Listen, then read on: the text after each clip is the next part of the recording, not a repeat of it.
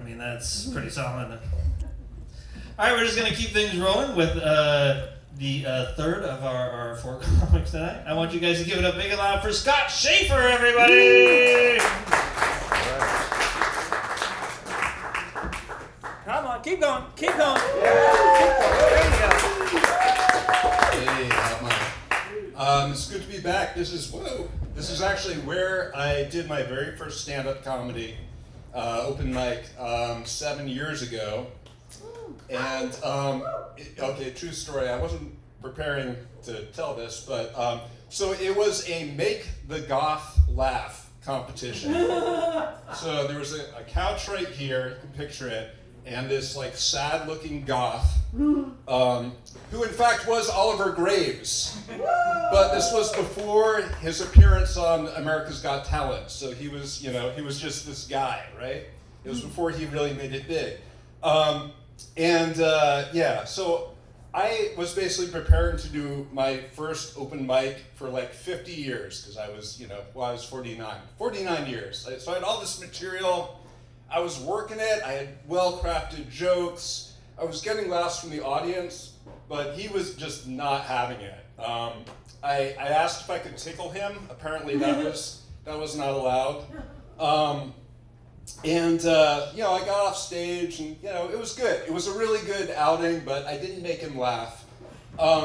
So then at one point this guy got up, this next comedian, he was kind of this large guy, and he was talking about being fat.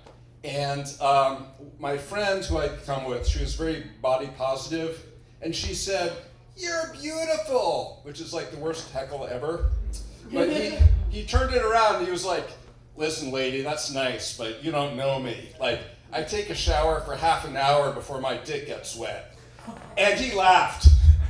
He laughed. And I was so mad, but, I was like, how do I get that? Do I need to gain the weight? Like, I will do it. But I didn't. Anyway, okay. And now on some of my material.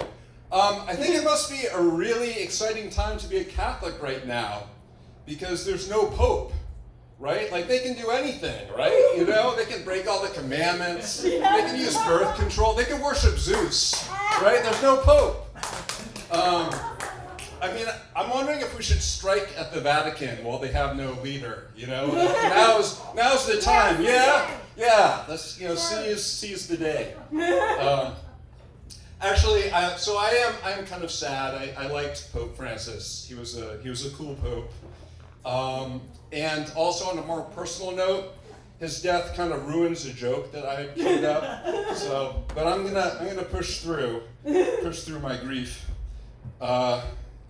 Speaking of poorly timed jokes, I was watching a video of a town hall meeting that the President of the United States was giving, which I didn't know he was still doing those town hall meetings, but he was. And this woman asked, he took a question from this woman. She said, "Mr. Musk," okay. So I think that joke might have worked better like a month ago. Thanks for that. It got some reaction. But there was like about a month ago, people were like openly wondering, like, did Trump just hand over the presidency to Elon Musk? Because it seemed like Elon Musk was calling all the shots. And just when people were like making a lot of noise about that, Trump issues tariffs on penguins, right? Just to remind us who the real lunatic in charge is, I think he was jealous about the attention Musk was getting. But anyway, so this woman, she's like, "Mr. Musk, I'm really excited that you're finding all this government waste, and I'm just wondering, like, when am I gonna get my check?" And yeah, my first reaction was like, "Oh, you sweet summer child. Like, you were not getting a check." My second reaction was, "What a fucking ghoul." Because, like, let's rephrase her question. "Mr. Musk, all those park rangers that you had fired, can I have some of their salary?" It's really weird that they fired park rangers. Like, they went gunning for the deep state, and they ended up in the deep woods. Like, it doesn't make sense, And the only way that park rangers could be considered government waste is if you're planning on closing down the parks and selling off the land for development and drilling. And oh my God, that's what they're planning to do, right? You know, all to finance the tax cuts for billionaires. I was talking about this to a Trumper, and he actually said the nicest thing that a Trumper has ever said to me. He said, go hug a tree. And I was like, yeah. It took me a minute to realize that was a put down. It's like from such a gentler time, you know? I was like, yeah, man, you want to go on a hike? Like, go hug a tree? That sounds good. Wrap arms around a tree, feel it swaying in the breeze, listen to the birds. Turns me on a little bit, I'm not gonna lie. But no, he went on, he was like, you know,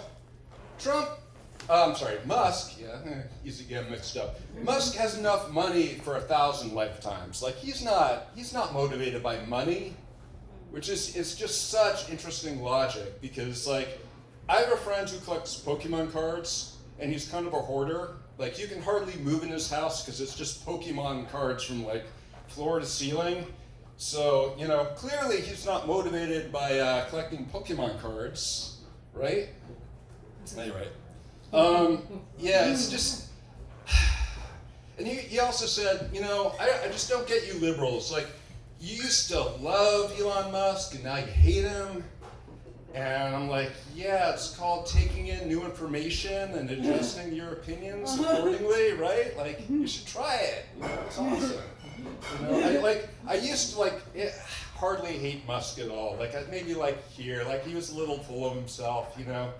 And then he kind of got into this rocket measuring contest with Bezos, and then my hate, you know, I'll admit it, kind of went up to here. You know, I was like, I thought you cared about the environment. What are you doing, punching holes in the ozone layer? And then just recently, my hate went all the way up to here. You know, all the way up to here. You know, yeah. So that's what you've done, Elon Musk. You've made a descendant of European Jews give a Nazi salute. You know, I think I should do a little, you know, fuck you at the end there. Yeah. Hey, thanks. Okay, well, yeah. You know, if I had his money, he could do anything. He could end homelessness. He could save an endangered species. They'd probably name it after him. You know, if I had just a fraction of his money, there's a store called You Break, I Fix. I don't know if you've seen it. I would walk in there with my cell phone and a little hammer and just spend all day there. You know? But I wouldn't buy political influence to destroy Social Security, you know, just not my thing. And the weird thing is, Social Security, it doesn't affect him.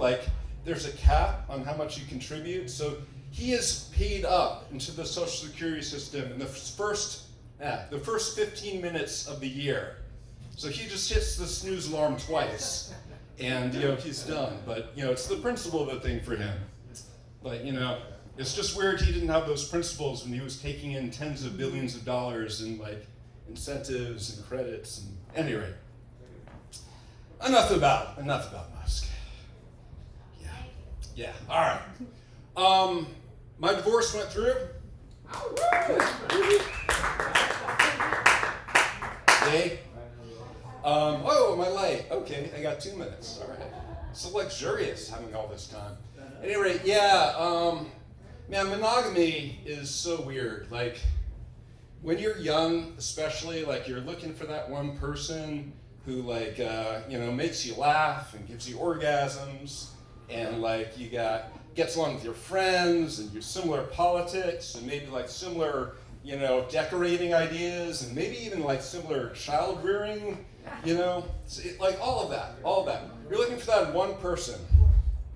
And you find that person who meets all of your criteria perfectly, which is the lie you tell yourself.